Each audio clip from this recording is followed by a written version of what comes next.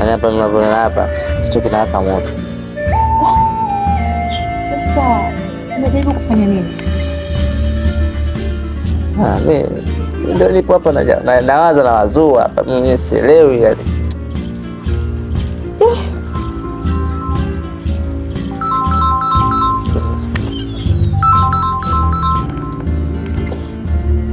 Halo.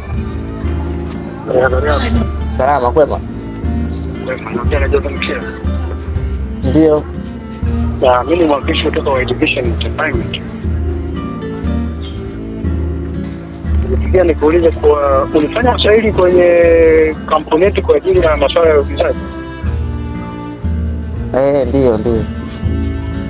Nakupigia nikuta taarifa njema kwamba tunakuchagua ni miongoni mwa watu ambao tunahitaji kufanya nao kazi. Tunakuomba uje ofisini kwa ajili ya kusaini mikataba pamoja na kuendelea na kazi. Kwa hiyo tunataka uje ofisini kwa ajili ya kusaini mikataba na kuendelea na kazi, na usijali kuhusu masuala ya kukaa na maradhi. Ndio.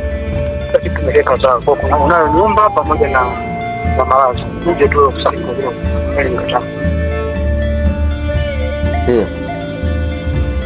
Nitakuona ofisini.